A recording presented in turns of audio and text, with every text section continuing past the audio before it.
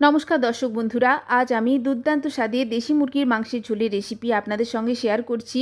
Recipe ভালো লাগলে চ্যানেলকে অবশ্যই লাইক, কমেন্ট অ্যান্ড সাবস্ক্রাইব করবেন। প্রথমেই সর্ষের তেল অ্যাড করে মাংসে দেওয়ার জন্য আলুগুলোকে ভালো করে ভেজে প্লেটে তুলে নিচ্ছি।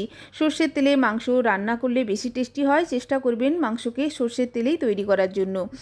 এরপর আবারও কড়াইতে পরিমাণ মতো সর্ষের তেল অ্যাড করে ভালো করে তেলকে গরম করে দিয়ে দিচ্ছি দুটো তেজপাতা ফোড়ন ও 3 চামচ মতো রসুন বাটা। রসুন বাটাকে হালকা করে ভাজা ভাজা করে রসুন বাটার উপর অ্যাড করে দিচ্ছি 4টে মিডিয়াম সাইজের কুচানো পেঁয়াজ। পরিমাণ মতো লবণ অ্যাড করে পেঁয়াজকে ভালো করে ভেজে গ্যাসের ফ্লেমটা অফ করে দিয়ে 1 কাপ মতো টক দই মিক্সার গ্রাইন্ডারে 1 চামচ মতো ধনে গুঁড়ো, 1 চামচ মতো জিরে গুঁড়ো ও হাফ চামচ মতো Kashmiri red chilli powder mixer গ্রাইন্ডারে একটা স্মুথ পেস্ট বানিয়ে নিয়ে গ্যাসের ফ্লেমটা অফ করে দিয়ে অ্যাড করে দিচ্ছি পেঁয়াজের উপর।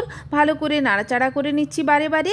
এইভাবে বারে বারে নাড়াচাড়া করে গ্যাসের ফ্লেম অন করে দিয়ে আবারও নাড়াচাড়া করে দিয়ে দিচ্ছি গ্রাইন্ডার ধোয়া জল ও দিয়ে দিচ্ছি 1 চামচ মতো আদার বাটা, 1 চামচ মতো হলুদ গুঁড়ো। ভালো করে নাড়াচাড়া করে অ্যাড করে দিচ্ছি প্রায় 1 চামচ মতো গোলমরিচ গুঁড়ো। গোলমরিচ গুঁড়ো অ্যাড করলে মাংসের স্বাদ আরও ভালো হয়।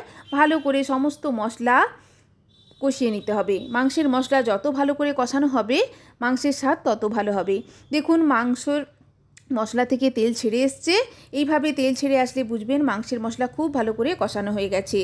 দিয়ে দিচ্ছি লবণ হলুদ মাখানো প্রায় 1200 গ্রাম মতো মাংস মশলার উপর অ্যাড করে নাড়াচাড়া করে ঢাকা চাপা দিয়ে খুব ভালো করে আধ ঘন্টা কষিয়ে নেওয়ার পর মাংসের উপর দিয়ে দিচ্ছি ভেজে রাখা আলুকেও ভালো করে মাংসের সঙ্গে নাড়াচাড়া করে আবারও ঢাকা দিয়ে 10 মিনিট মতো রেখে দিয়েছিলাম।